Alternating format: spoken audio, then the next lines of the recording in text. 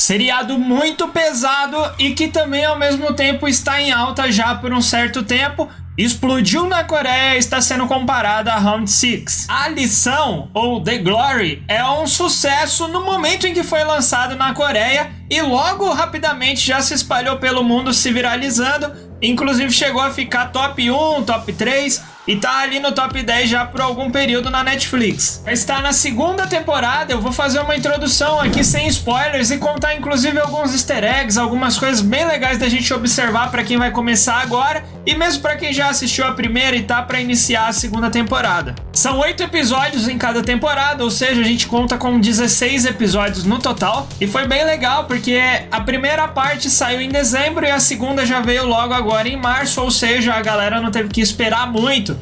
Por que eu falo isso? A primeira temporada deixou a galera muito ansiosa para ver aí como que a vingança e essa brutalidade da Dong, que é a personagem principal, iria acontecer nesse drama. A história gira em torno da personagem Dang, que sofre muito bullying, muito assédio em sua infância na escola e depois de um certo período ela arquiteta um plano de vingança brutal para todos aqueles colegas que abusavam dela. Aproveito para pedir para você não esquecer de se inscrever, porque é algo pequeno para você, mas que pra gente aqui do outro lado é muito importante. A primeira parte pode-se dizer que foi só um chamariz do seriado. Apesar de já ter sido bem pesado o que a gente viu na primeira temporada, aquilo se tratava só do começo.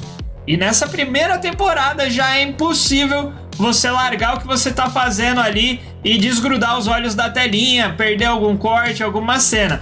E tudo isso, inclusive, vai fazer muito sentido na segunda temporada. Ela foi forçada a deixar a escola porque tantos professores acabaram encobrindo esse fato. Fato esse que acontece muito na região asiática, né? Essa questão de bullying lá é bem constante, né? E aí anos passaram, né? Hoje no seriado ela já tá mais adulta. Ela acaba se tornando professora da filha de Yeon-jin, aquela que quando era mais jovem maltratava ela na escola. Com isso ela vai ligando alguns pontos, descobrindo onde que estão as pessoas que agrediam ela quando ela era criança, descobre os segredos dessas pessoas e começa a manipulá-los para que com isso ela consiga se vingar de todos. E só para vocês terem ideia do quanto esse seriado é pesado, é brutal, em uma das cenas ela é até inspirada em fatos reais. E aqui você pode ficar tranquilo que eu não vou dar nenhum spoiler que vai comprometer a série de vocês. Apesar de todo o seriado ser uma ficção, essa cena em específico é baseada em fatos reais e vocês vão lembrar dessa cena quando vocês verem. Se trata de uma jovem lá na Coreia que sofria bullying constantemente na escola. E era tão pesado que ela teve parte dos seus corpos, né, em específico a região dos braços, queimada por um modelador capilar, né, a famosa chapinha. E no caso real, a título de curiosidade mesmo, essa jovem teve até parte do seu peito rasgada com clipes de cabelo. Lá na Coreia existe regras específicas, existe uma legislação específica para essas questões de bullying e a pessoa que cometeu esse assédio recebeu as punições, foi presa e a justiça foi feita. No seriado A Lição, ele é mais focado na perspectiva da personagem, do quanto isso pode afetar uma pessoa que sofre isso psicologicamente e quais transtornos isso pode causar para ela no futuro. Temporada 2 vai ir além do que a gente pode imaginar, porque na primeira parte ela só passou mais parte do seu tempo arquitetando seus planos, fazendo seus planejamentos, e nós não conseguimos ver algumas reais execuções de seus planos, que só ficou agora para essa segunda parte. E mais uma vez eu falo isso porque todo mundo que assistiu a primeira parte lá em dezembro ficou extremamente chocado com o que viu. E aí agora na parte 2, que lançou agora, no comecinho de março, a gente já vai poder ver o que a Dong planejou, como que ela vai se vingar de verdade. Esse vácuo que teve de dezembro até março, os fãs que ficaram alucinados pelo seriado fizeram várias teorias. E uma grande dica que a gente pode pegar observando os posters sobre o rumo do drama está relacionado às flores de trombeta que contém nesses posters. E por aí a gente já separa em dois grupos: as flores de trombeta branca e as flores de trombeta mais alaranjadas. Isso iria indicar de que lado esses grupos estão. Aqueles do lado de Dong tem a flor branca e que inclusive está voltada para cima, conhecida como a trombeta do diabo. Enquanto aqueles do lado de Yeojin tem uma flor amarela que está voltada para baixo. conhecida como a trombeta do anjo. O único personagem que destoa de toda essa teoria é o Do Yeong, que possui a flor branca, mas a dele tá virada para baixo. Um outro comparativo que daria para fazer sobre os posters é que todos os que têm a flor branca,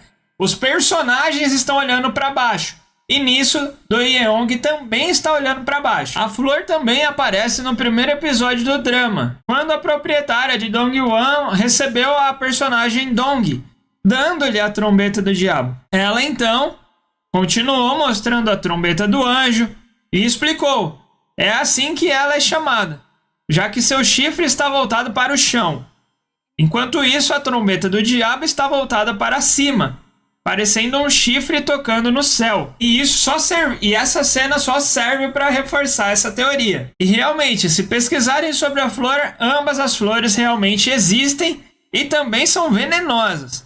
Elas podem causar alucinações e, no pior dos casos, levar à morte. E é fato, essas duas trombetas realmente existem na vida real se vocês pesquisarem. Tanto a trombeta do anjo, como também a trombeta do diabo. O Do Yeong, que possui a trombeta branca, porém virada para baixo, ele é casado com a personagem Yong. Então existem rumores de que ele pode largar esse casamento e se voltar para o lado da personagem principal, que é a Dong. E existe uma outra teoria que também vai de encontro a essa. Com base na sinopse do personagem Do Yeong, pode haver sim um possível espaço para um romance com a personagem Dong. Na sinopse dele, a sua vida sempre foi clara, como o tabuleiro de Go. Seu mundo era tão preto e branco que nada embaçado poderia entrar. Mas um dia ele começa a ficar curioso sobre essa mulher que é embaçada como uma névoa, e ele então começa a persegui-la. Do Yeong sabe que na vida e no jogo, o preto sempre tem vantagem sobre o branco. Ele sempre segurou as pedras pretas,